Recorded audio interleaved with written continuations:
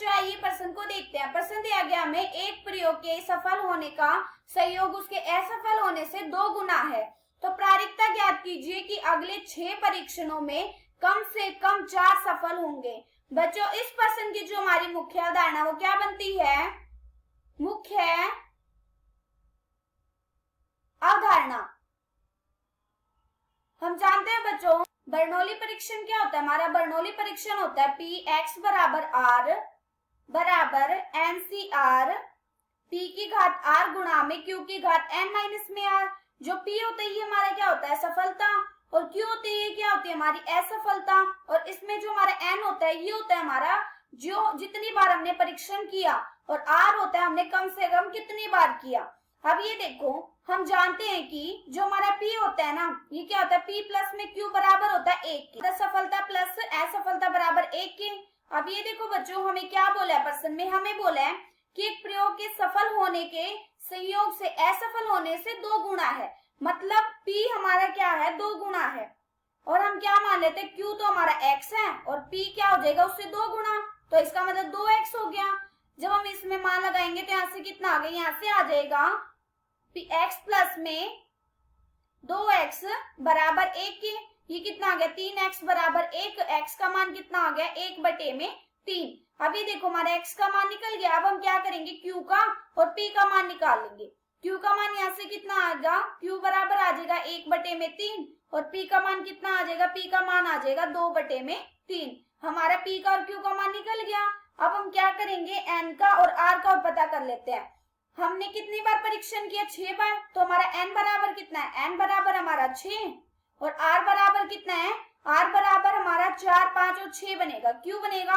क्योंकि हमें क्या बोला है? कम से कम, मतलब 4 भी हो सकता है, 5 भी हो सकता है, 6 भी हो सकता है, लेकिन ये नहीं कहा कि उससे कम भी हो। 4 से कम तो हो नहीं सकता, क्योंकि कम से कम का मतलब कि ज्यादा से ज्यादा कितनी बार हो सकता है? 4 से ज्यादा ही हो सकता है।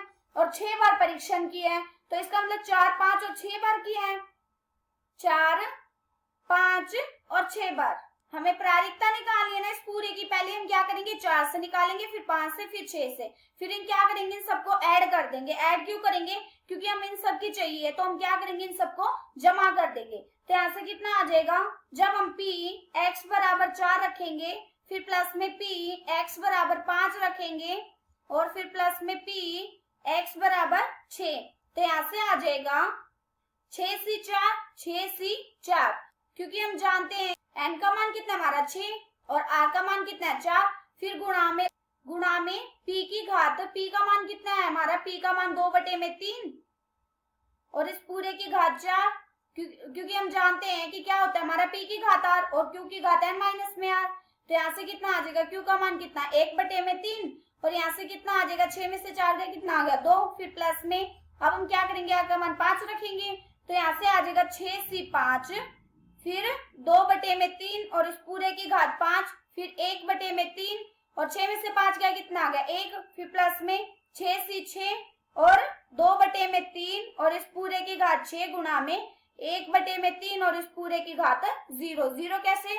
6 माइनस 6 कितना आ गया? 0। हम जानते हैं बच्चों कि एनसीआर को खोलने का हमारा क्या सूत्र होता है? एनसीआर को खोलने का हमारा सूत्र होता है n का फैक्टोरियल बटे में r का फैक्टोरियल गुणा में n माइनस में r का फैक्टोरियल। हम क्या करेंगे? यहाँ पे 6 सी 4 को, 6 सी 5 को, 6 सी 6 को खोल देंगे, तो यहाँ से कितना आ जाएगा? यहाँ से आ जाएगा 6 का फैक्टोरियल बटे में 4 का फैक्टोरियल। 6 में से 4 का कितना आ गया? 2 का फैक्टोरियल। फिर गुणा में 16 बटे में 81 गुणा में 1 बटे में 9, फिर प्लस में इसके बाद 6 का फैक्टोरियल बटे में 5 का फैक्टोरियल गुणा में 6 में से 5 गया, कितना आ गया? 1 का फैक्टोरियल। फिर गुणा में 32 बटे में 243 गुणा में 1 बटे में 3, फिर प्लस में 6 का फैक्टोरियल, इसके बाद बटे में 6 का फैक्टोरियल गुणा में 64 बटे में 729। अब ये देखो जब हम इसको हल करेंगे तो यहाँ से कितना आ जाएगा? हम जानते हैं कि n का फैक्टोरियल बराबर क्या होता है? n गुणा में n माइनस में 1, फिर n माइनस में 2 और ऐसे चलता जाता है 3 गुणा में 2 गुणा में 1 तक। हम क्या करेंगे? जब इसका फैक्टोरियल खोलेंगे तो यहाँ से कितना आ जाएगा? यहाँ से आ जाएगा 6 गुणा में 5 गुणा में 4 का फैक्टोरियल बटे में 4 का फैक्टोरियल गुणा में 2 गुणा में 1, फिर गुणा में 16 बटे में 81, फिर गुणा में 1 बटे में 9 प्लस में, अब हम क्या करेंगे, इसका खोल देंगे। तो यहाँ से कितना 6 गुणा में 5 का फैक्टोरियल बटे में 5 का फैक्टोरियल गुणा में 32 बटे में 243 गुणा में 1 बटे में 3 प्लस में 6 के फैक्टोरियल से 6 का फैक्टोरियल घट जाएगा, तो कितना आ गया 64 बटे में 729। अब ये देखो 4 के फैक्टोरियल से 4 का फैक्टोरियल कट गया और 5 के फैक्टोरियल से 5 का फैक्टोरियल कट गया और यहाँ से कितना कट गया 2 तिया 6, यहाँ से कितना आ गया 15 गुणा में 16 बटे में 81 गुणा में 1 बटे में 9 प्लस में 64 बटे में 243 प्लस में 64 बटे में 729। अब हम इसको गुणा कर देते हैं, तो यहाँ से कितना आ जाएगा गुणा करने के बाद, यहाँ से आ जाएगा 80 बटे में 243, फिर प्लस में 64 बटे में 243, फिर प्लस में 64 बटे में 729। अब हम क्या करेंगे, इसका एलसीएम ले लेते हैं, तो कितना आ जाएगा 80 गुणा में 3, फिर प्लस में 64 गुणा में 3, फिर प्लस में 64 गुणा में 1 बटे में नीचे कितना आ जाएगा 729।